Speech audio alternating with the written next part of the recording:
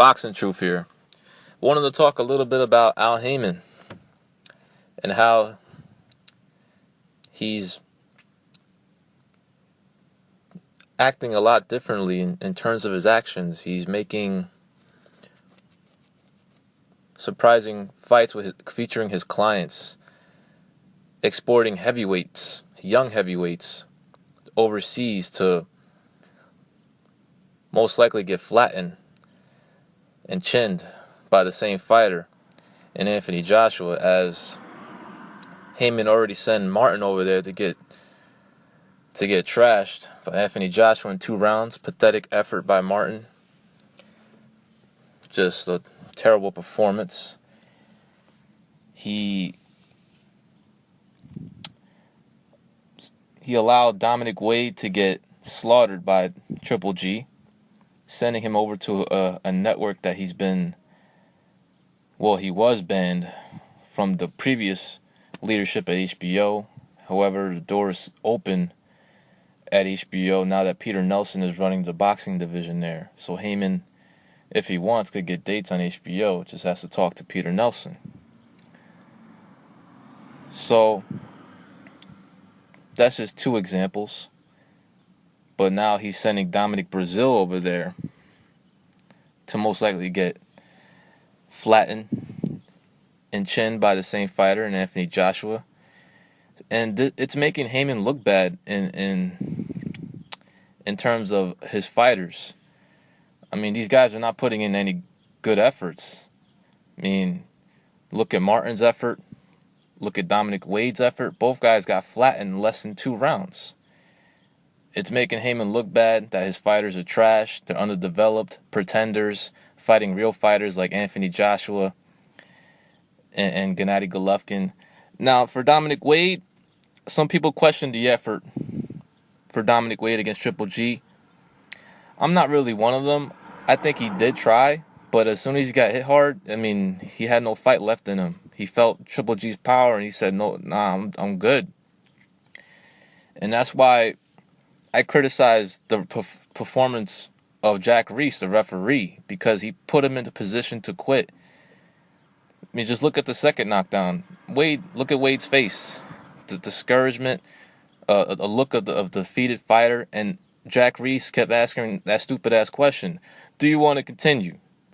And you can see from Wade's body language, his face, that he didn't want to continue, but he's a fighter. He has pride. He's going to say yes, even though he knows he don't want any more of Triple G's power. So he takes another right hand, gets flattened for the 3rd time in the fight. And Reese's dumbass keeps counting. He does the count instead of stopping the fight.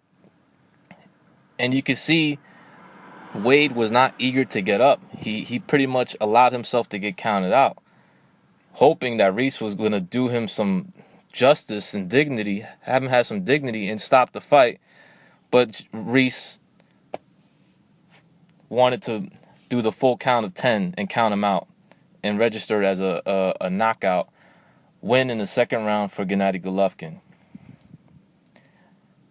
So a lot of people in the industry are asking, what's up with Al Haymon?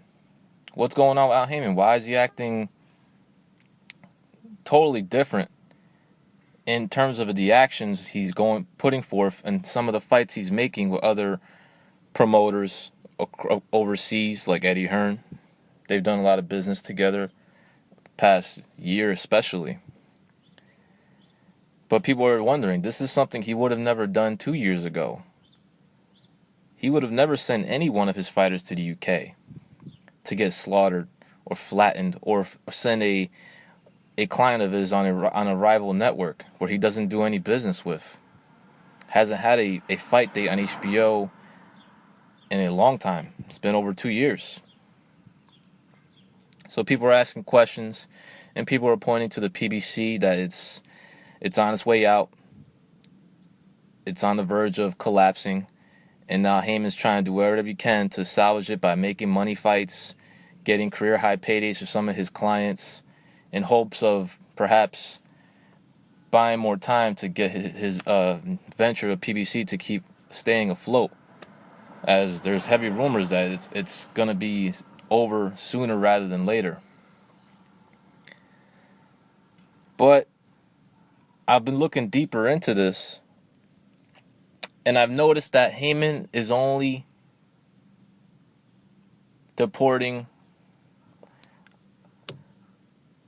exporting heavyweights that are really not much value to him. In terms of his chessboard, are they valuable pieces? Charles Martin? No, he was not. Neither is a Dominic Brazil. I'm pretty sure he's watched him. The team has watched his performances, his fights. He's not really a promising heavyweight. Not a guy that's gonna be the future. He's just a solid guy with power, size, but very slow. Not the best physique, and he's got a shaky defense. And he's gonna get flattened sooner or later. So why not get him the biggest payday possible against a real fighter like Anthony Joshua? Maybe he can catch him. Most likely will not. He'll get KO'd, but he'll get a good payday in the process. So I've noticed this. Haymon is sacrificing his least valuable pieces on the chessboard. He allowed Wade to take the fight with Triple G for $500K. Wade's not a valuable piece though on his stable. Amir Khan. Now, Khan is a different situation. According to many people in the industry, writers, guys who have been writing about boxing for a long time, they say that Amir Khan has a different type of contract with Al Haymon compared to most Al Haymon fighters. Now, how true that is, I don't know. This is according to Bob Arum, who has done negotiations with Khan recently with Pacquiao that didn't come to fruition. But why is it that Amir Khan can do negotiations on his own with his lawyer Robert Davis and his uncle and father and negotiate with fighters outside of the PBC universe? How come he is allowed to negotiate with HBO fighters and also top-ranked fighters, but other fighters in Al Haymon stable are not? Not even reaching out to other promoters or other networks to perhaps get some significant fights. It's maybe because Amir Khan's language in the contract, in his contract with Haymon, differs compared to fighters like Adonis Stevenson, a Danny Garcia, a Keith Thurman. Who else? Adrian Broner, a Deontay Wilder. Why is it those guys who are mostly strictly with Haymon, Wilder has his own manager, but guys like Thurman, Garcia, Broner, Porter, why are those guys not able to negotiate outside of their own? Well, the short answer is they're strictly with Haymon, and he pretty much manages them as well. Errol Spence, another fighter that's managed by Haymon. So those guys have Haymon negotiating for them. But it's like those guys never ask for significant fights. They pretty much just allow Haymon to pick and choose their opponents. There's been many great examples, a lot of coverage on this. I mean, Keith Thurman pretty much laid it out in terms of last year. He had two choices on the table that was provided to him by Team Haymon. He said either you could fight Robert Guerrero or you could fight Chris Algieri. He chose Guerrero since he was a bigger name, more well-known, won more titles and shit like that. And then when he fought Collazo, he was only offered one name, one opponent. So he can't fight fights that he wants to fight. He has to wait for certain opponents to be offered to him. Then he'll take it. Now, when it comes to Deontay Wilder, now Wilder is a different situation. Wilder is very valuable on Haymon's chessboard. Very valuable. Heavyweight champ, undefeated, knockout artist. He's a very valuable piece.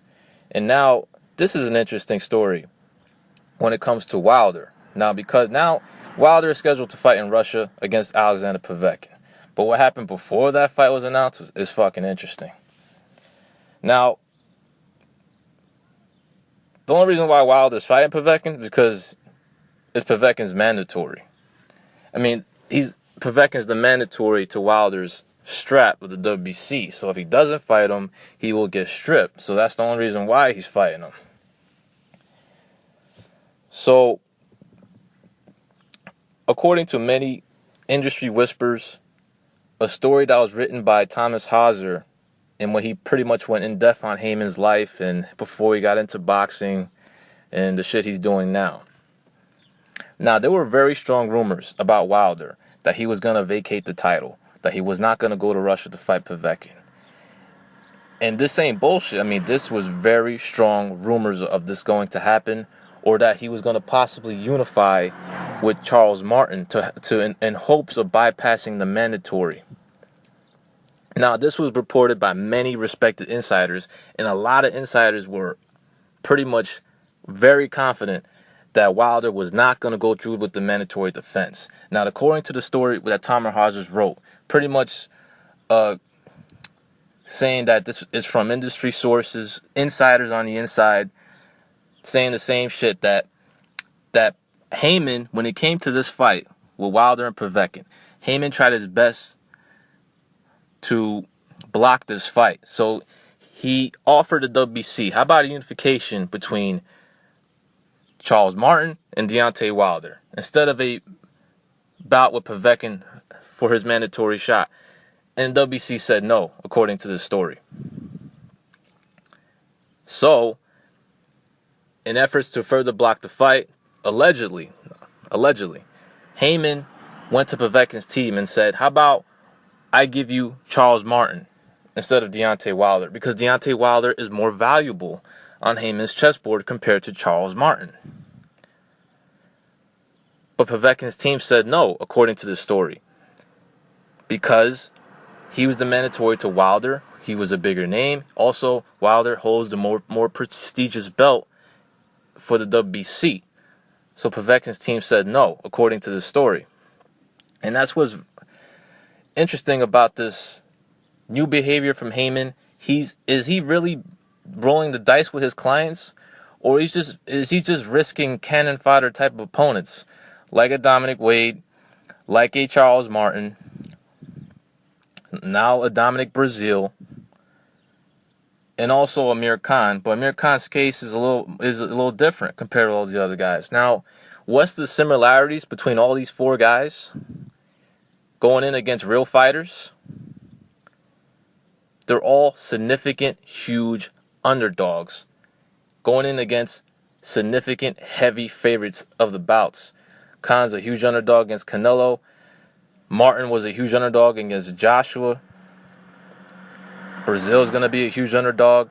And Dominic Wade was one of the biggest underdogs ever. And it showed this past Saturday night just how big of a underdog Dominic Wade really was. But I just wanted to point that out, talk about the situation with Haymon. A lot of people wondering, why is he exporting heavyweights when he hasn't done his behavior before, hasn't never done this in the past, would have never even considered it in the past, and has blocked fights in the past, like Adonis Stevenson, Sergey Kovalev, and he also blocked, a lot of people don't talk about this, he blocked the Leo Santa Cruz, Guillermo Rigondeaux fight. You don't have to take my word for it, but here you go. Here, take Oscar's word for it. So people are wondering what happened with that whole situation where it got you to be like, you know what, here, just take it. Let's get one thing clear here, is that we didn't choose to sell his contract. I started negotiating Leo Santa Cruz versus Rigondeaux, and in the contract there was a buyout clause. And it's crazy. Nobody talks about this. No one bitches that Haymon blocked that fight. But it's true. Rigondeaux could have had his fight with Santa Cruz a couple of years ago. There were negotiations, and Haymon blocked it. Bought out Santa Cruz contract from Golden Boy, and he moved on to a different direction. Now Santa Cruz is being called a ducker and a pussy because of Haymon's actions for buying his contract.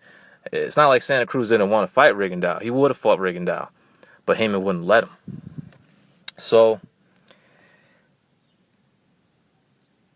now Haymon is risking cannon fodder type of opponents, guys that are not ready for the big stage world title shots.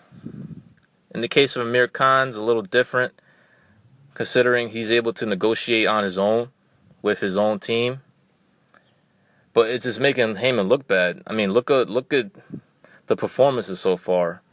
2 pretenders in Charles Martin and Dominic Wade against real opponents, real fighters, real fighters. And it's just, I don't know, but to me, until he risks his most valuable pieces, and not enforced either, because Wilder's forced to fight Povetkin. Now, he's not willingly, he's forced to fight Povetkin. Or he won't be able to hold on to his strap. But until he shows that he's willing to risk his more valuable pieces, like a Danny Garcia, like a Keith Thurman, and I'm just trying to think about somebody else. A Leo Santa Cruz. Until he allows those guys to fight guys outside of the PBC universe, then I will say, Haymon's probably is taking risks, is pulling the trigger. But right now, he's only risking cannon fodder. Guys that are expected to lose, to get flattened, to get chinned by real fighters. But y'all let me know what y'all think. This is Boxing Truth. I'm out.